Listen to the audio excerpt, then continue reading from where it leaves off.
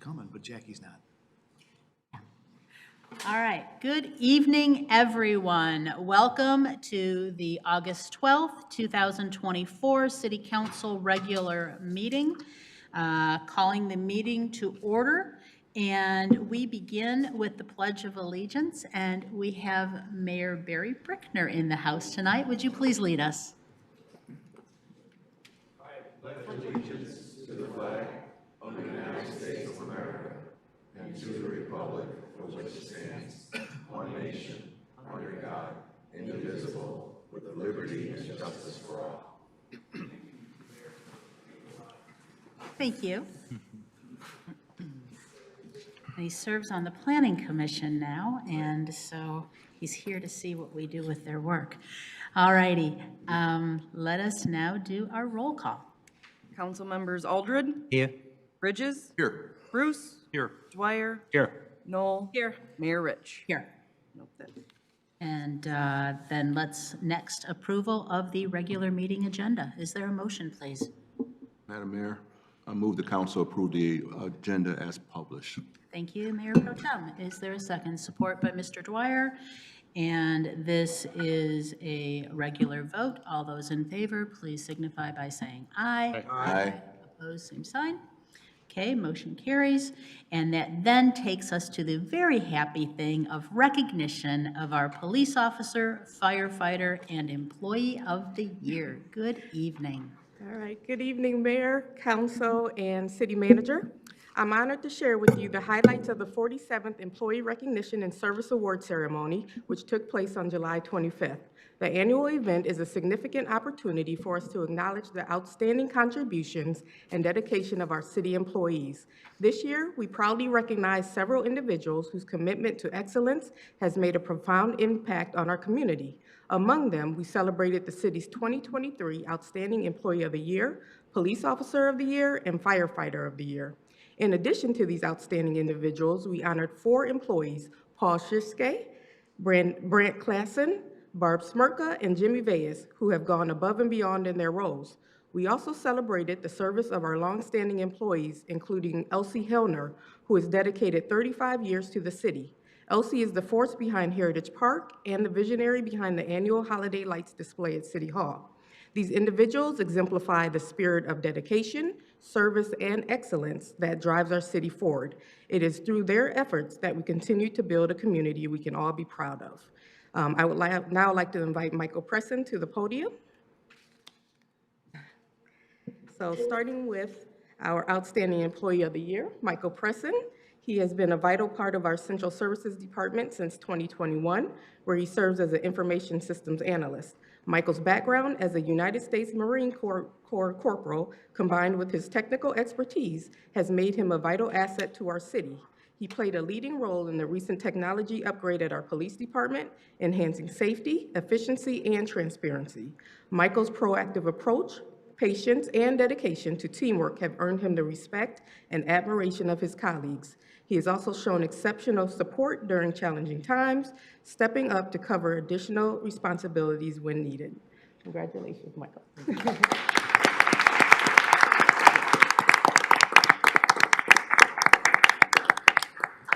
I just want to say thank you very much, and I appreciate it. Thank you, Michael.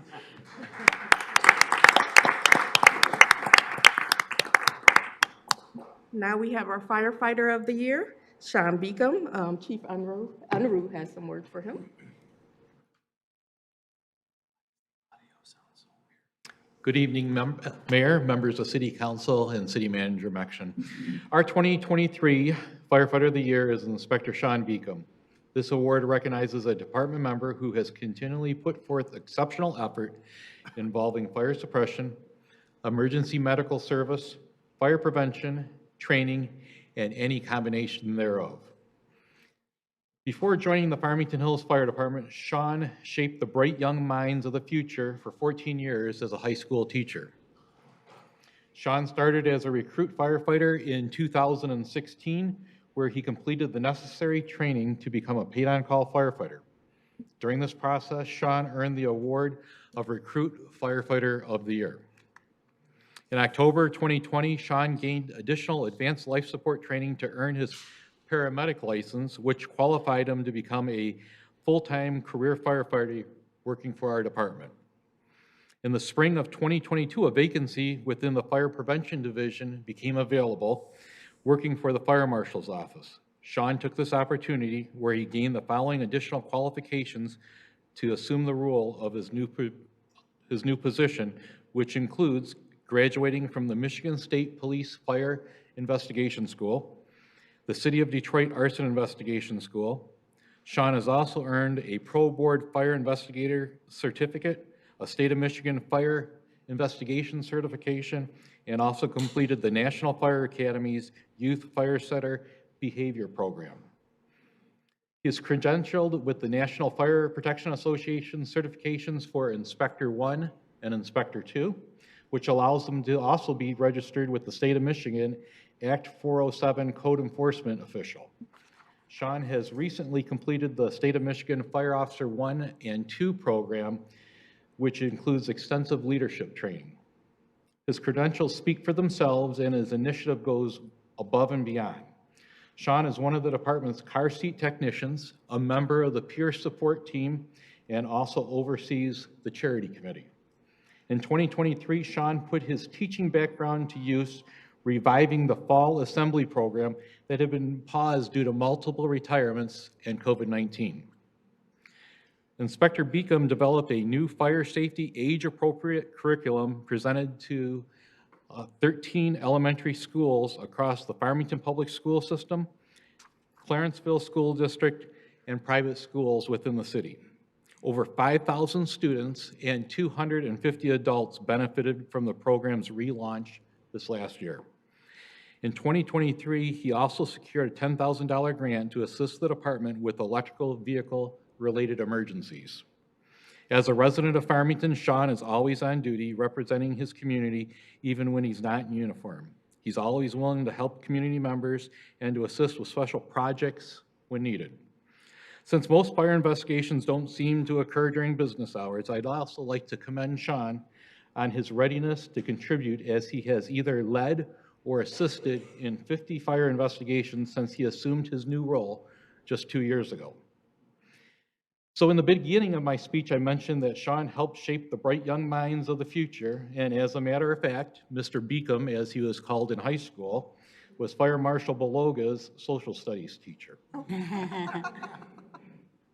We have many hardworking firefighters in the Farmington Hills Fire Department, and today it's my pleasure to recognize Inspector Sean Beacom as our Firefighter of the Year for 2023.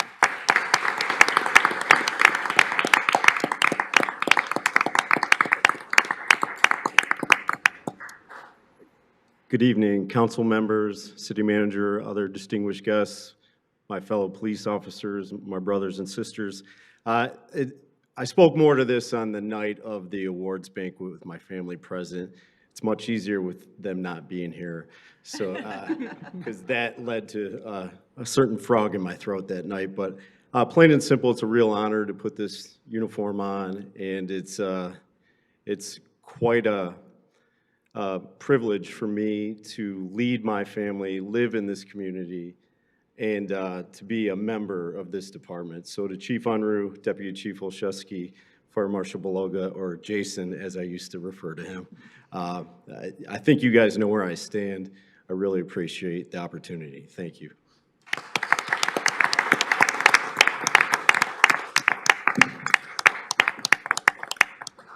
I would now like to bring forward our Police Officer of the Year, Officer Alexander Aquiline, and Chief King.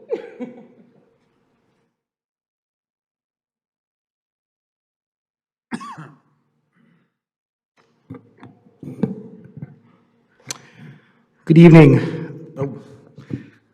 Madam Mayor, City Council, City Manager, Assistant City Manager. It is my privilege to be accompanied by the Officer Alexander Aquiline, who has been selected as the Farmington Hills Police Department 2023 Police Officer of the Year. This is due to his outstanding police work, which serves as just an illustration of the exceptional service that the men and the women of the Farmington Hills Police Department provide to this community each and every day, without prejudice or partiality. As he's joined by many of his fellow officers here, we will highlight just a few of the incidents that highlight his amazing accomplishments in 2023. During 2023, Officer Equeline conducted 4 separate investigatory stops that resulted in the recovery of 3 illegally carried and loaded firearms from our streets and 1 loaded shotgun. These firearms were carried by convicted felons walking our streets, and one of the firearms was reported stolen in a burglary in this city. He also responded to a 911 distress call from a resident reporting that not only her vehicle, but several other vehicles were being broken into in a complex in our city. Officer Equeline responded and interrupted that crime. As the suspects attempted to flee on foot, Officer Equeline was able to capture one of the suspects and provide critical information to the responding officers rushing to the scene, allowing those officers to establish a perimeter and take those other 2 suspects into custody.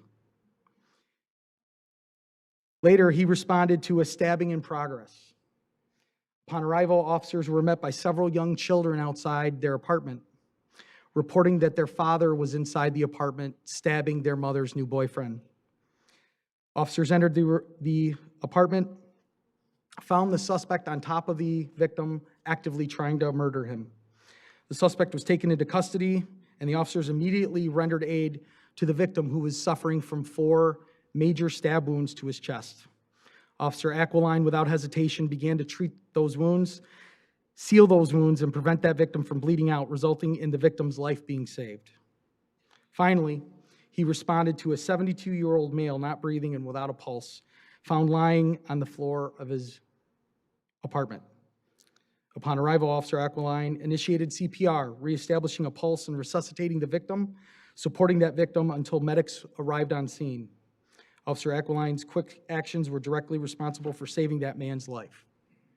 For his actions in 2023, Officer Equeline was awarded 2 life-saving awards, 4 individual citations of meritorious service, 2 unit citations, and a letter of appreciation.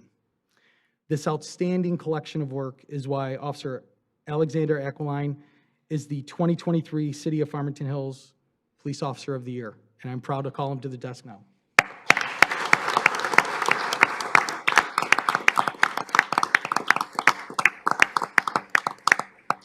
Good evening, everyone. A lot of my fellow officers did exceptional work this past year, making them equally deserving of recognition. So it's an honor and a privilege to be up here. I'd just like to say thank you to City Council, City Manager Mekajan, for the support, allowing us to do the work that we do, provide the city with a quality service. Thank you, Chief King, for making sure we're keeping up the high standards.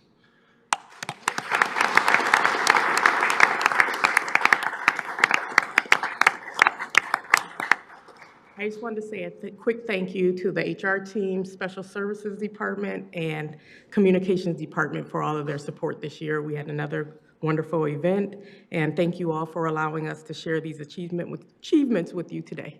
Have a wonderful evening.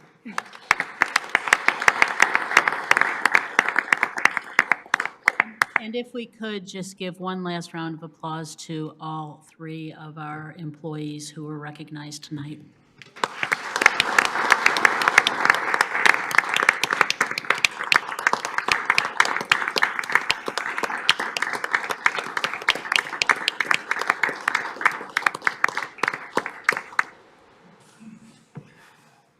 Next up, presentation of the APWA reaccreditation.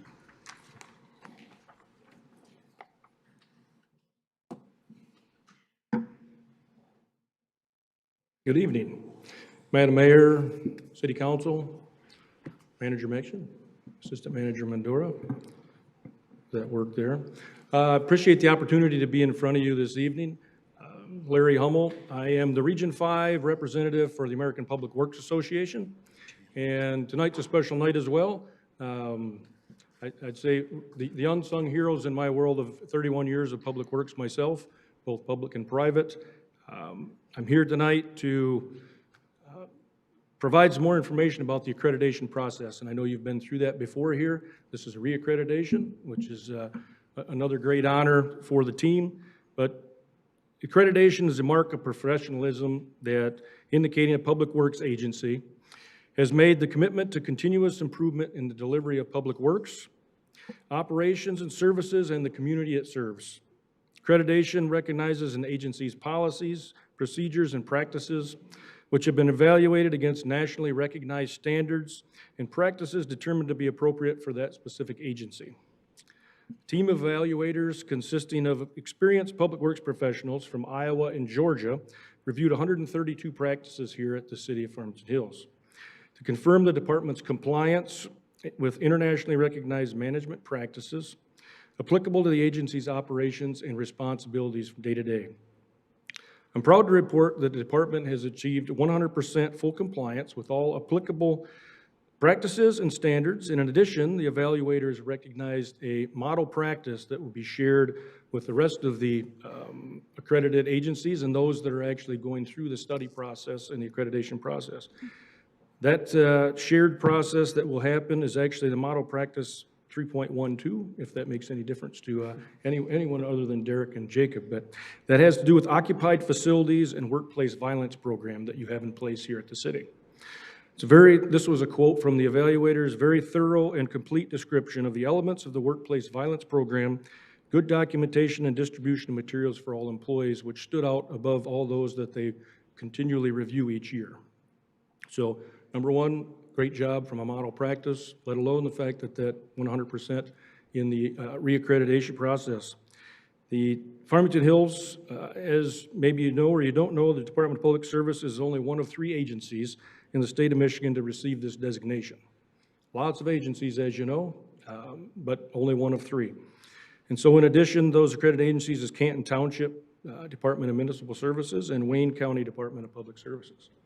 I've had the opportunity, I've only been regional director for just coming up a year now, and I've spent a lot of time in Ohio, and I'm glad to be here in Michigan actually being able to do this. There seems just to be a lot of people down there, so we got to get a few more people here that I can deliver the good news to. So I appreciate the opportunity to be here. Again, as I said, when you talk about all the things that your staff does, the Department of Public Service and the team that they've built around that, if you go out and about, people don't know really that they're there unless something went wrong. If they're not doing their job, you will hear about it, as I'm sure you do. And if they are doing their job, very rarely does anyone give them an attaboy or attagirl or a pat on the back. So it's rare that we get the opportunity to share this, and I just want to make sure that express that opinion to you as well. And on behalf of the American Public Works Association, some 32,000 members these days, want to congratulate not only the city, but Department of Public Services, and I'd like to congratulate, nice work to Accreditation Manager, so Derek Schuler. And then how about I present this plaque to Jacob Rushlow, your DPS Director, in recognition of this achievement. And it's a big one. There it is. Thank you. Wow.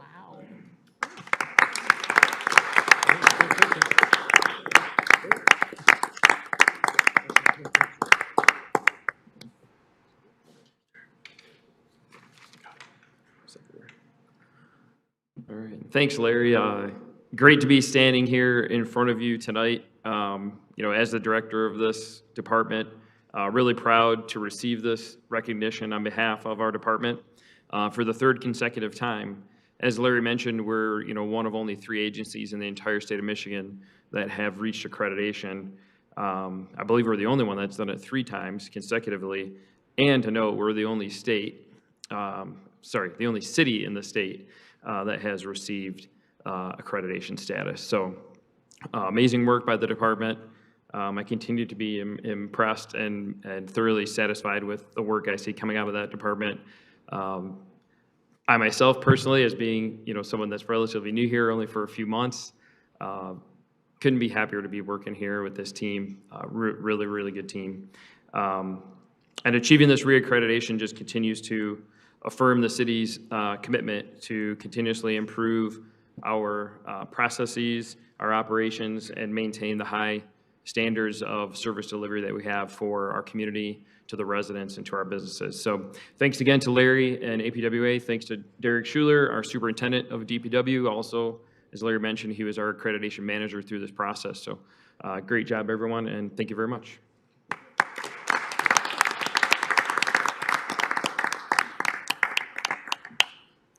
Thank you, Jacob. Please pass along our congratulations to the department.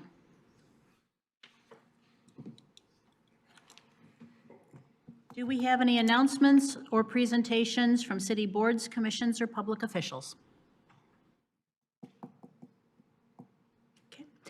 Correspondence, anyone? All right, I would like to share that we are continuing to receive emails from people who feel pain because of things happening outside of our country, things happening in Gaza, things happening with hostages, things happening in Bangladesh. Is one of the most diverse cities of our size in the country.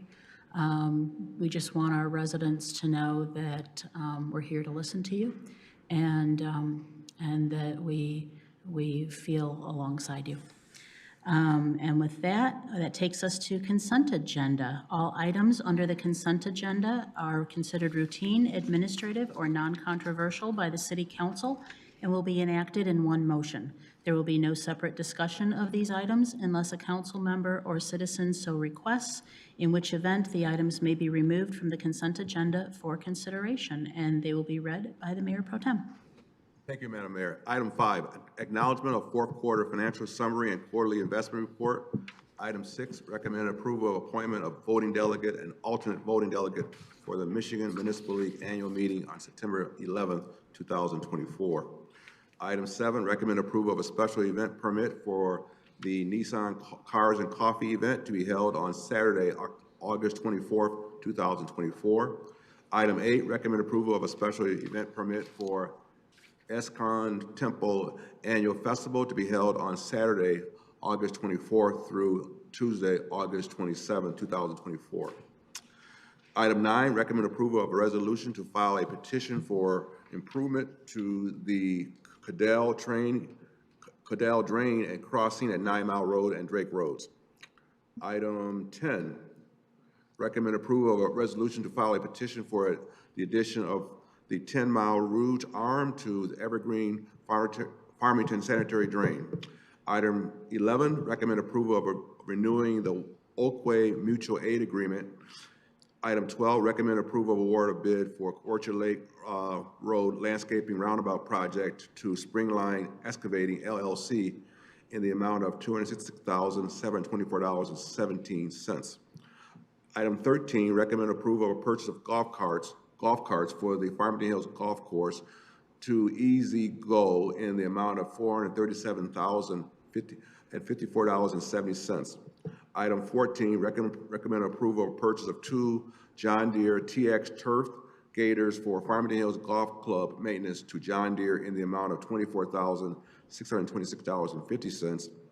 Item 15, recommend approval of award of bid for professional lead-based paint consulting services to environmental testing and consulting in the estimated amount of $25,000 for the first 2 years with approved extensions.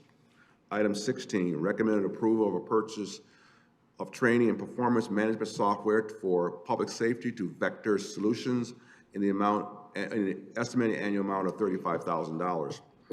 Item 17, recommend approval award of bid for the Hawk Main Stage Theater audio upgrades to Fantasy Integrations LLC in the amount not to exceed $40,157.02. Item 18, recommend approval of request for employment under section 10.01A of the city charter for a guest services assistant.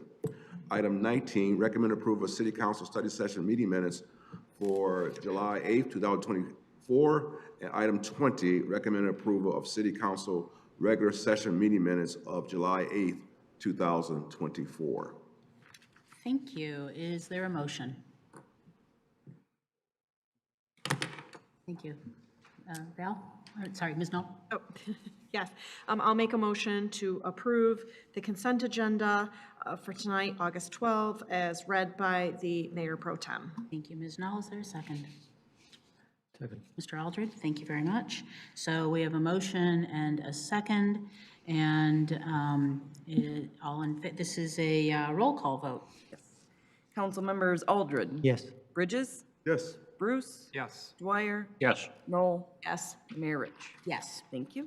Thank you very much. This then takes us to council members' comments and announcements. Anyone? I saw that we approved an event for the ISKCON Temple. I stopped by when they had the Color Festival a few weeks ago, and oh my goodness, what a fun time. People were throwing colors every which way, had wonderful dancing and entertainment and vendors, and it was just a wonderful, wonderful evening. So congratulations to the ISKCON Temple on that event. That then takes us to the city manager update. Mr. Mection? Thank you, Madam Mayor. Just a few comments.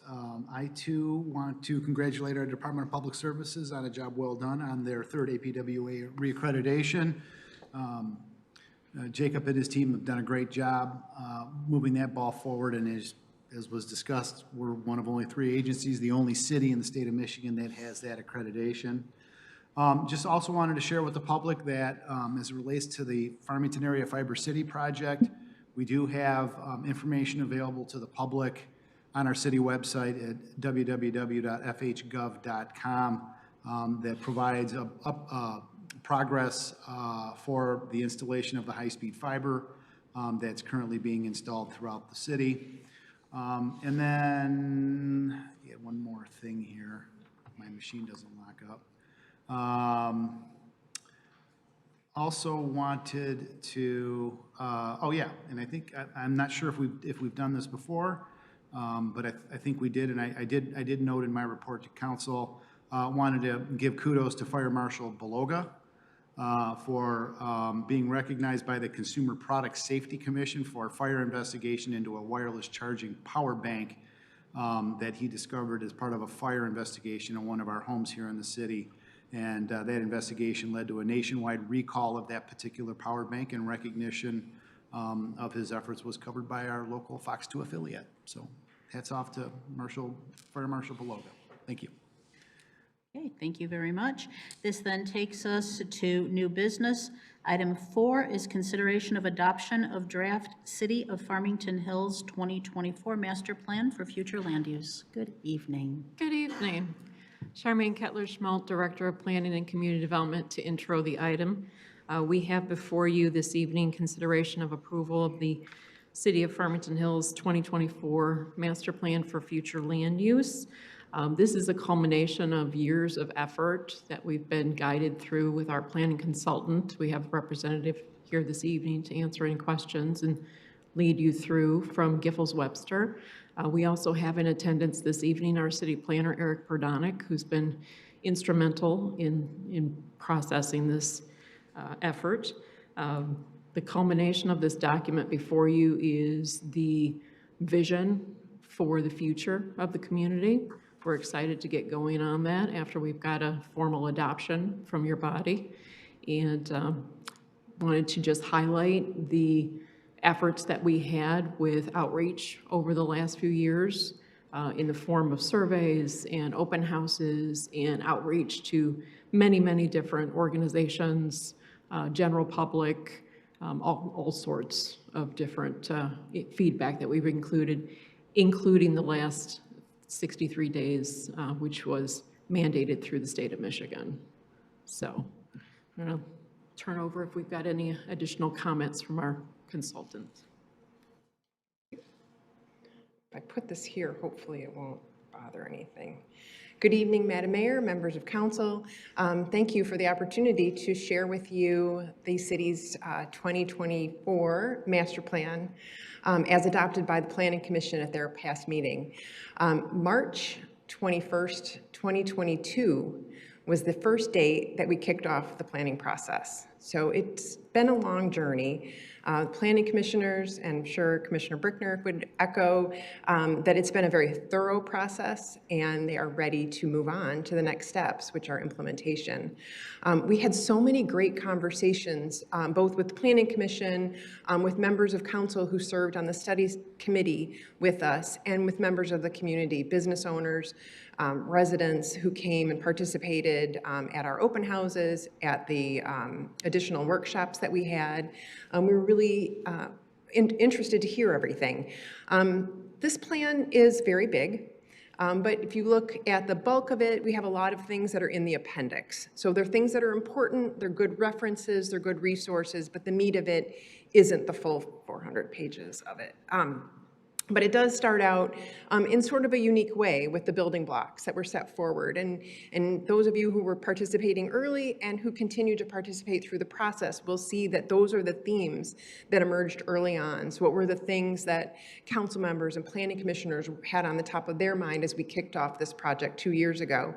We wanted to talk about housing, both preserving the existing single-family neighborhoods, the things that make Farmington Hills special, but we also recognize the need to add more housing to accommodate the way that we're changing our households, to accommodate some of our older residents, and to make sure that we have a variety of housing types and price points available for today's residents as well as those residents in the future.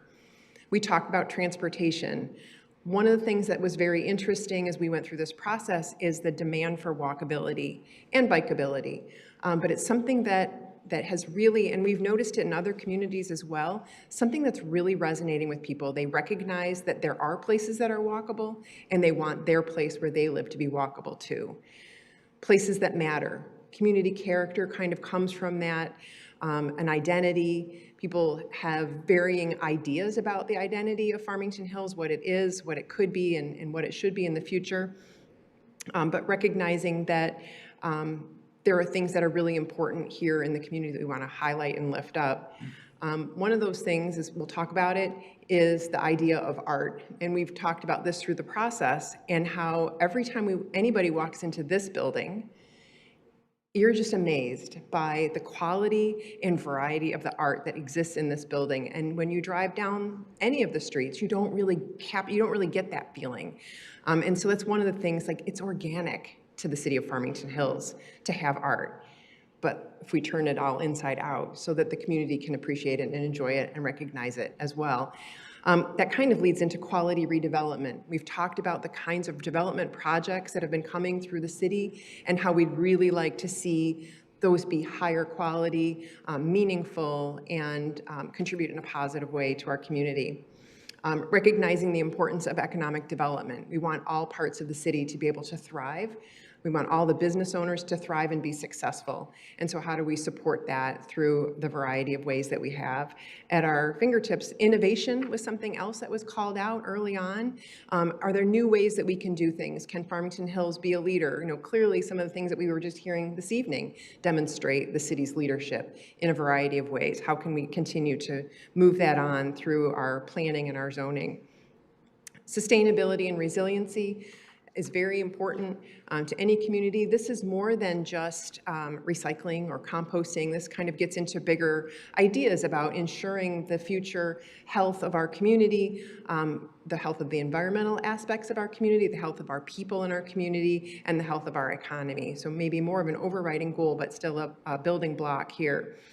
Community wellness, thinking about ensuring the walkability, ensuring that people have safe places to live, that all ages of the residents of Farmington Hills, whether they're children or older members of the community, all have safe and convenient and good access to the things that they need, and diversity. And that was one of the things that came up the very first meeting that we had, is a celebration of the diversity of the community and wanting to highlight that, reinforce it, and celebrate it and lift it up. So as you go through the planning document, you will see those building blocks. The little icons are noted there when we hit onto a topic that really focuses on those specific ones. So we tried to design the document so that it was easy to read. It's very graphic. When we get to our implementation, So the biggest tool that we have for implementing the master plan is our zoning ordinance. This master plan doesn't change any of our zoning. We still have the same zoning tomorrow after you make your adoption that we did yesterday. But what this document does is it sets up a policy for future land use changes or future land use decisions. So when we have rezonings, when we have special land uses, we'll look to the master plan as our guide for that policy discussion. The master plan includes a future land use map. That future land use map is our blueprint, and that map needs to align with our zoning ordinance and our zoning map. So those will be things that you'll see. But one of the things that we were striving to do through the planning process and that I think we're going to carry through into the implementation process is the idea of simplifying things. So we simplified the future land use map to reduce some of the categories. We don't need to get so fine-grained in the map itself, but being able to be flexible so we can respond to the changes in the marketplace and being able to convey with some of the text descriptions in here what we're trying to achieve and what we're trying to do. So through all that, you get to the specific sections of the plan, and we can talk through those as you are interested. But I just kind of wanted to give you the tops of the waves to talk about sort of where we came from in the process of the guiding themes, and to reiterate that the Planning Commission adopted this at their last meeting. They're ready to move forward, and it's great to have the opportunity for council to do the same so that we're all on the same page, and then we can jump right in and have one of those other joint meetings where we talk about priorities that the city has for implementation. So that's just sort of the big picture. I'm happy to answer any questions that you have. Thank you. Any questions? I have one comment, a question or comment. So you said the legislation, zoning legislation that will come after the fact, you're saying? Yes. Okay. And, okay, thank you, appreciate it. I don't have a question, but I have a please. comment. Would that be now or later? Comments now? Okay, very good. Thank you. I just want to make a comment that I think this is an excellent document. The amount of work that's gone into this has obviously been tremendous. I know from the Planning Commission and staff and Giffords Webster as well, just really excellent work. A lot of things I can really get behind in this document. So I just had a couple of comments, if I may, on the document. Just there's 59 objectives in here, which is a big number, all right? So, but just to pull out a small handful of things that again, we're going to come on to down the road. We're going to be talking about what are the prioritized, what are the things that we're going to want to, implement reasonably quickly. And I think that's probably going to be my summary. My comment is, I'm fairly impatient, and I like to. There's a lot of good ideas here, and what I'd like us to see is what is that implementation. I'm glad to hear people are going to be ready to get on board. How do we make the changes in reasonably short order, because I think there's one of the ones that comes to mind is mixed use. That comes in several of the objectives. How do we enable that so that we can have the right, in some areas we can have a combination of business and residents where it makes sense, and also noting the fact that on the flip side, 81% of residents say that parklands and open space are important to them. So we need to have the as you mentioned, the single-family homes, what people love about Farmington Hills, but also in certain areas like 12-mile corridor, Orchard Lake, some areas where we can have some greater density where it makes sense. I think that's all good. So I just want to make that comment. I think that I'd really like to see us look at what's going to make the biggest bang for the buck for the community. Let's identify what those zoning ordinance changes need to be, and let's get on with it. So. Great. Is that do you want me to answer That's the question really a comment. If you want to turn it into a Well, no, question, you can. 100% you are right that the there's a lot to do. I mean, your last master plan was done in 2009. So this is a big step forward into the next generation of a plan for the city. And there are a lot of things. And that's part of, I think the first step is our joint meeting that we'll have with City Council and Planning Commission, where together we work through what are the priorities, and then kind of just chunk it out. So we'll have some things that are going to be longer range that won't happen overnight. 12-mile corridor will not happen overnight. But what can we do on an incremental basis to tee that up, to set it up so that we're successful? But are there things that we can just allow to happen now to try to get that momentum going there? So Exactly. that's Yeah, exactly. a partial answer, I think. Yeah, thank you. Yeah. One more comment, if I could. Yeah, please. Once council approves the plan, and is there any effort, plans to help market this plan through the developing community, to let them know that we updated our plan? Because that's a critical piece of it as well. Tell me about that process. Yes, that's an awesome question, and I love it. And I think, would you like to talk about the promotion of the plan? I know we were talking before the meeting started about press releases that will be going out. What other things are we doing to outreach to the development community? So a lot of what's going to be happening in the future will be coordinated through economic development, but we do have, through our communications team, a press release that is prepped for the IFCOM that we adopt the plan this evening, and getting some information out to the community and in a broad sense. I appreciate that. That's going to be very critical because we want people to know that Farmington Hills is updated its plans, ready to go, redevelopment ready, and we're interested in new ideas for Farmington Hills, and our plan will support that. So thank you for that. Appreciate that. Anyone else? Madam Mayor, if I may. Yes. So I think it's also important for council to know that in this fiscal year, we have, through economic development, working with community development planning, corridor market studies that came to council, I think at the last meeting were, no. We'll be bringing the awards soon because they're out for bid. But those are hand in glove with the master plan. And those corridor market studies will bring in a consultant that will actually analyze those corridors to focus on which types of use and which types of businesses should we be attracting to those different corridors. So Grand River, Orchard Lake, 12 Mile, those are the main corridors. Thank you. Thank you. All right, so before I ask for a motion, I just want to give a thank you to the team that worked on this, the consultancy staff, our team.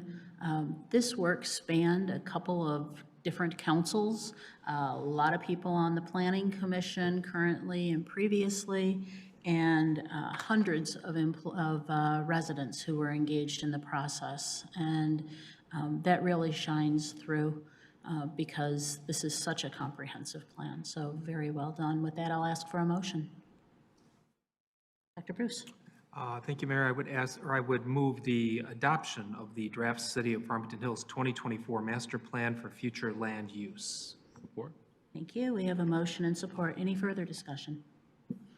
Okay, this is a roll call vote. Mayor, if I yes. could, just real quick. Please. So that includes, just to be clear, adoption of the resolution that is in the packet, because the resolution is very important as part of this. So if I could suggest perhaps making sure the motion includes the title of that resolution in reference to it. I'd like to amend my motion, Mayor, to include the approval of the resolution of the City of Farmington Hills City Council approving draft City of Farmington Hills 2024 Master Plan for Future Land Use. Thank you. Okay. I'll accept that as support as well. Second. Thank you. Thank you, and thank you, council.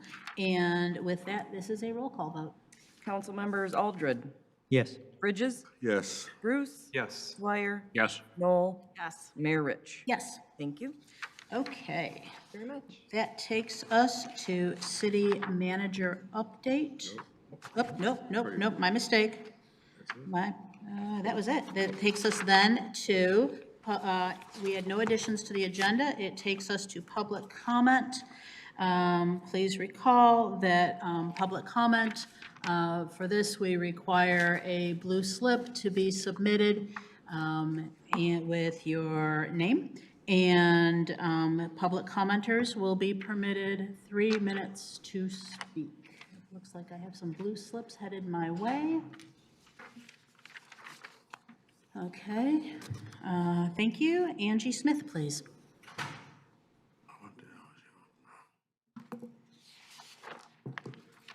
Good evening.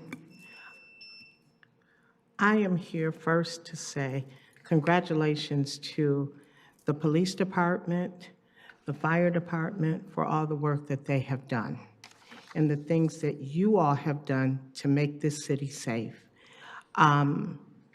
As we know, throughout the country, there has been officers that have done things that are unthinkable, and it has not been done here. in Farmington Hills. And I applaud our chief and this city council for making sure that things are done right and holding people accountable. I also want to say, I appreciate the fact, because I do give kudos when things are done right. I appreciate the fact that we do have our chairs back in our city council chambers and the artwork back. I went and early voted, and there were people that were speaking about how beautiful this building was and how it is, and the work that they see being done to do things better. These last two meetings, this last meeting and this one here, is one of the best meetings that we've had in a few months. But I also want to say that we still need some work to do with the police presence. We did have at the last meeting almost $4,000 spent, because I did FOIA. And we don't have to do this anymore. Yes, you're going to get hate mail, because guess what? Board members do too. I guess that's part of the job, but it's not what you're getting paid to do. But I appreciate all that you all are doing. I appreciate to see those chairs back out there, the artwork, and the acknowledgement to our police department and our fire department. Job well done. Thank you. Next up, PG.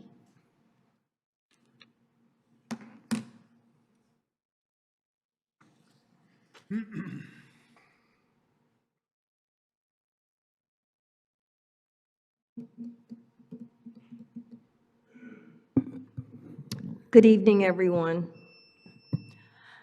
I am really happy that a lot of the turmoil, the disrespect, and all that we've dealt with for the past maybe 2 months seem to be dissipating. We all know that nothing good comes from violence, but it's not what you do, it's how you do it.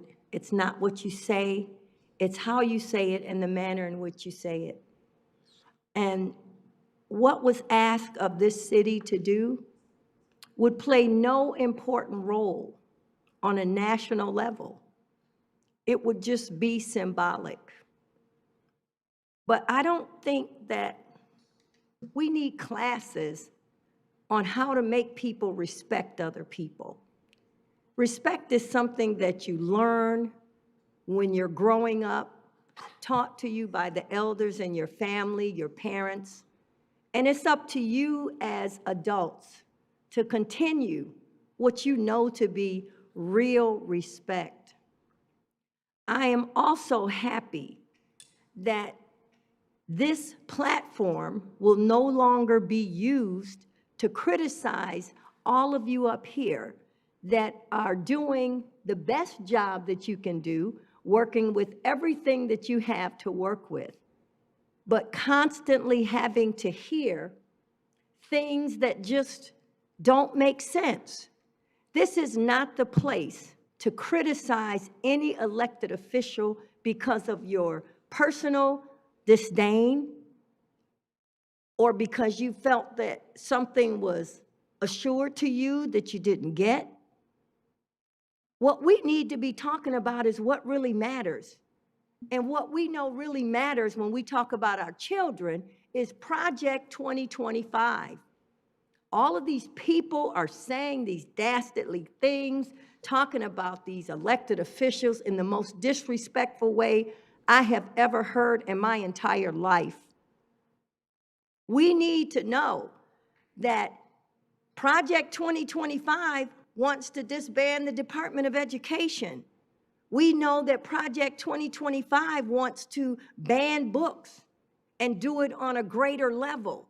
I would like to hear every aspect of this government and the school board to talk about the negative ramifications of Project 2025 and what it will do to our children, to our community, and to our lives.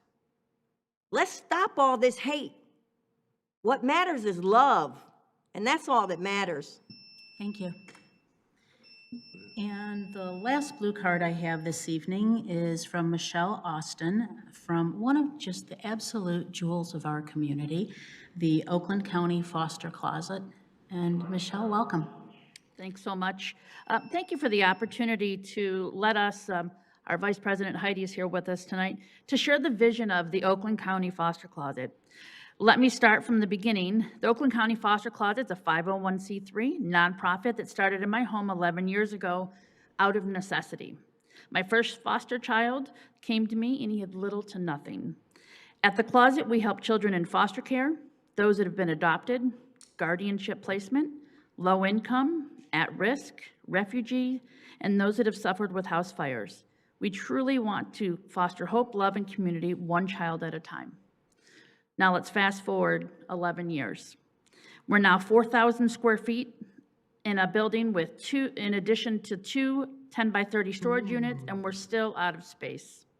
Since we've opened, we've helped over 12,700 children, given out over 310,000 items.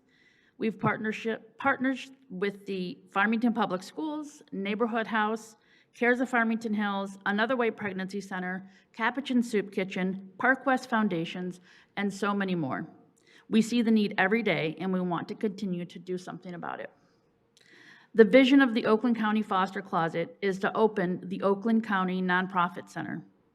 The center will be a one-stop shop for those in need. We are in talks with many agencies to fill the center with organizations that people need. In addition to the Oakland County Foster Closet, we have interest from the First Presbyterian Church in Farmington Hills contacting us about opening an adult clothing closet. Certainly since the pandemic and CARES closing down, lots of people have brought that to our attention.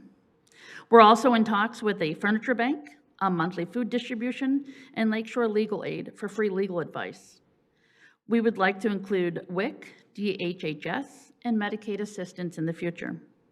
We want to help people because without fulfilling the basic human needs like shelter, clothing, food, and water, no one can truly live or contribute in a society. We need your help. We want to remain in Farmington Hills area because there's no other community that does it for us. And just hearing tonight all of the things just continues to tell me that we're in the right place. We're looking for a building with about 18 to 20,000 square feet. We don't need retail space as we're by appointment only, and we don't have walk-in clients. We don't need a wheel well, just large enough, a door large enough to get a pallet in. We are happy to discuss further details by calling or texting us at 248-419-4487. Please find us on Facebook under Oakland County Foster Closet and check out our website, www.ocfostercloset.org. Thank you. And any questions? Heidi will hand you a card. So I'm going to use privilege for a moment and let you repeat the phone number because we thank do you. have people watching who will watch this on YouTube. Exactly. And who may be watching at home this evening. And this is important information to get out. So if you would please repeat, Michelle. Yes, thank you. So our phone numbers, you can call or text 248-419-4487. Thank you, and thank you for continuing to do the absolutely incredible work you're doing. I'm going to ask that Assistant City Manager Karen Mondora chat with you right after we adjourn the meeting. And let's make sure you're in contact with our Economic Development Director so that if Ms. Brockway sees anything throughout Ms. Brockway and I are already in communication. Perfect, thank you. Because honestly, with what we've seen, what I've seen in the 11 years of having this organization is the need is here. Maybe not all of our residents, right? But our community has the ability to take care of those that need help. Yep. And I think that if we can have one place, because that's one of the things people have a trouble with, I can't come in today, I don't have gas money. I can't come in today, my ride doesn't work. Yep. One place, kind of going in, they can do clothing, they can do food, they can do furniture, they can do what they need in one stop. Thank you so much. Well, thank you very much for what you do in the community. We are so much better off for what you have put in for the last 11 years, so thank you very much. Thank you. And that concludes our business. For that, how about a motion to adjourn, anyone? So moved. So moved and supported. There is no conversation on a motion to adjourn. Good night, Farmington Hills. We will see you in September.